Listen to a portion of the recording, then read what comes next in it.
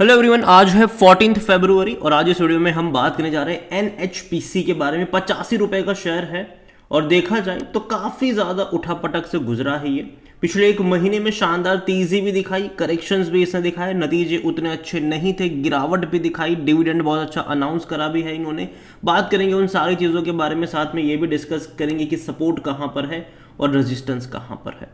देखिए, वीडियो को शुरू करूँ उससे पहले अगर आपने अभी तक चैनल को सब्सक्राइब नहीं किया है तो प्लीज़ अभी इसे सब्सक्राइब कर लीजिए, क्योंकि आगे भी बहुत सारे वीडियोस हैं जो आपको काफ़ी ज़्यादा हेल्प करेंगे।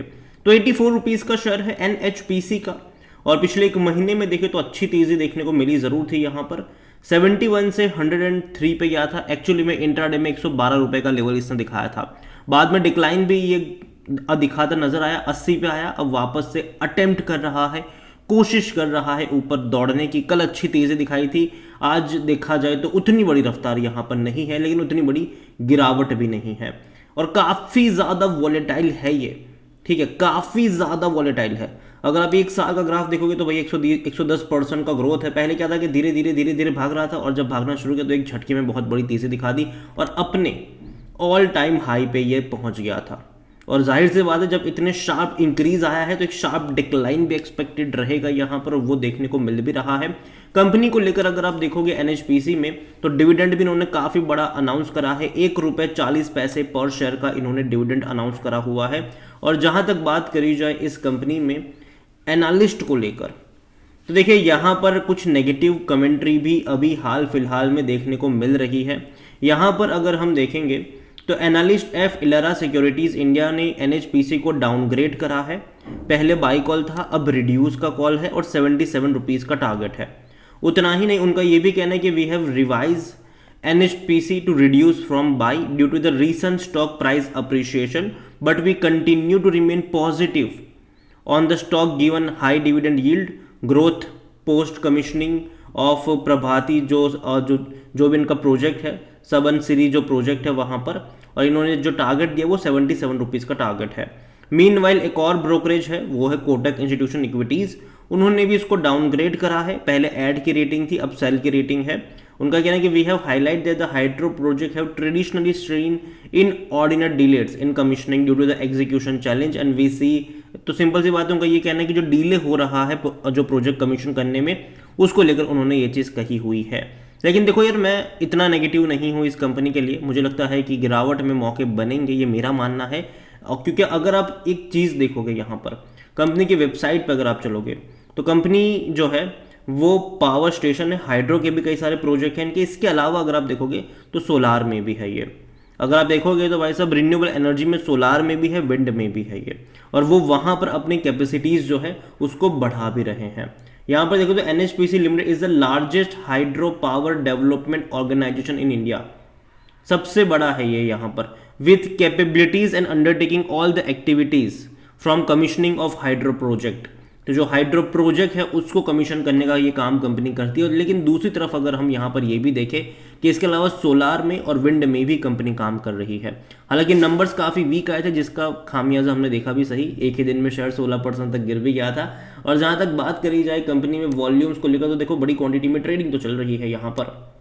तकरीबन 7.5 करोड़ के आसपास शेयर ऑलरेडी यहाँ पर ट्रेड हो चुके हैं। बाजार जस्ट अभी खुला है और इतनी बड़ी क्वांटिटी में ट्रेडिंग यहाँ पर हो रही है। According to Moneycontrol user हर कोई कह रहा है खरीदारी करो यहाँ पर। और जहाँ तक बात आती है इनके डिविडेंड को लेकर, तो वो अच्छा पे कर रहा है। इस बार भी इन्होंने अनाउंस करा है 1 रुपये 40 पैसा का पर शेयर डिविडेंड। और किसको मिलेगा? जिस किसी के पास एनएचपीसी के शेयर्स 22 फरवरी से पहले होंगे। उसके बाद अगर आप खरीदारी करते हो तो आपको डिविडेंड नहीं मिलने वाला है। ठीक है, तो डिविडेंड को लेकर भी मुझे लगता है कि अगर थोड़ी बहुत गिरावट आती भी है तो एटलीस्ट बाइंग आपको डिविडेंड के चलते भी देखने को मिल सकती है। साल में 2 बार आपको ये डिविडेंड पे करता है। देखो, आपको अभी 1 रुपये 40 पैसे कम लग सकता है अभी प्राइस देखकर 85 रुपये का। लेकिन हमें ये समझना होगा कि पिछले साल इसका प्राइस 40 रुपये का था। 40 रुपये का प्राइस था और 40 रुपये का शेयर अगर आपको 2 रुपये का डिविडेंड पे करता है तो वो बहुत अच्छा डिविडेंड माना जाता है। जहाँ तक बात करी जाए वैल्यूएशन को लेकर भी, तो जो पी रेशियो वो 23 का है, महंगा नहीं है ये। सेक्टर पी 30 का है इसका। तो पहली चीज़ तो ये कि जो बाकी पीएसयूज को अगर हम देख रहे हैं पिछले कुछ टाइम में खूब सारा पैसा बनाकर दिया है, उसके वैल्यूएशन थोड़े से महंगे हो जरूर चुके हैं और वो कहीं ना कहीं कंसर्निंग जरूर रहते हैं। लेकिन यहाँ पर अगर आप देखोगे तो वो उतने महंगे नहीं लग रहे हैं। हाँ, ये ज़रूर है कि अभी ऑलरेडी बहुत ज़्यादा तेज़ी इसने दिखा दी है, तो थोड़े बहुत करेक्शन देखो एक्सपेक्टेड रहेंगे। और मैंने पहले भी कहा था जब ये 100 रुपये के ऊपर निकला था, मैंने कहा था कि यहाँ से आप गिरावट कम से कम 20% का करेक्शन आप एक्सपेक्ट करोगे। यहाँ पर देखो तो 50% एनालिस्ट कहते हैं खरीदारी करो। फाइनेंशियल्स भी अगर इस कंपनी के हम देखें तो अच्छे नहीं रहे लास्ट क्वार्टर के, जिसके चलते गिरावट भी देखने को मिली, लेकिन उससे पहले के 2 क्वार्टर के काफ़ी अच्छे थे। अब देखिए यहाँ पर 2640 करोड़ के आसपास के रेवेन्यू रहे, जो कि इससे पहले के क्वार्टर में 3200 करोड़ के थे, उससे पहले 3000 करोड़ के आसपास के थे।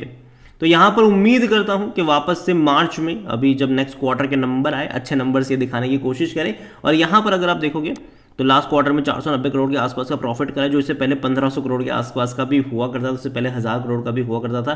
तो प्रॉफिट यहाँ पर कम हुआ है, डेफिनेटली उसका भी खामियाजा इनको भुगतना पड़ा है। शेयर होल्डिंग को लेकर देखा जाए तो प्रमोटर के पास 70.95% का स्टेक है। प्रमोटर कौन है? गवर्नमेंट है। इसके अलावा अभी हाल फिलहाल में गवर्नमेंट ने 66 रुपीज़ पर शेयर के हिसाब से तकरीबन 3.5% के जो शेयर है उसको रिलीज करे थे यहाँ पर।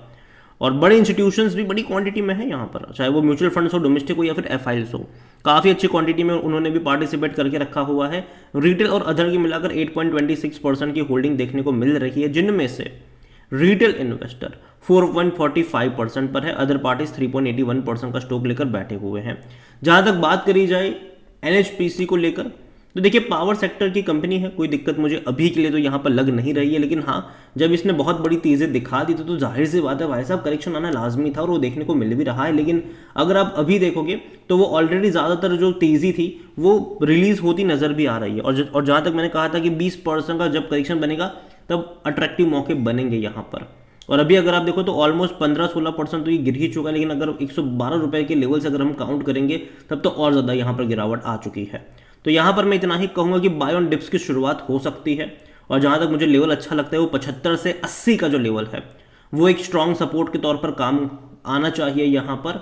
और बाकी तो मैं इतना ही कहूँगा कि कंपनी में काफ़ी अच्छी तेज़ी दिखाई ज़रूर है और आने वाले टाइम में पावर कंपनी अच्छा खासा जोश भरती नज़र आ सकती है। देखो अभी भी 10 दिन थोड़े बहुत अप्स एंड डाउन्स रहेंगे इस कंपनी के लिए, लेकिन मार्च से मुझे लगता है कि अच्छी शुरुआत हो सकती है पावर कंपनियों में, क्योंकि गर्मियाँ बढ़ना शुरू होगी और उसका जो फ़ायदा है वो पावर कंपनियों को डेफिनेटली मिलता हुआ नजर आएगा आने वाले 3 महीनों के लिए।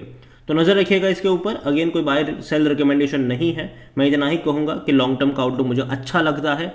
मैं 2-3 दिन या हफ्ते की बात यहाँ पर नहीं करता हूँ, ठीक है। इसके अलावा आप SJVN भी देखो तो इसने भी आज तेज़ी दिखाई है। ये भी भाई साहब बहुत बड़े करेक्शन से गुजरा ज़रूर है।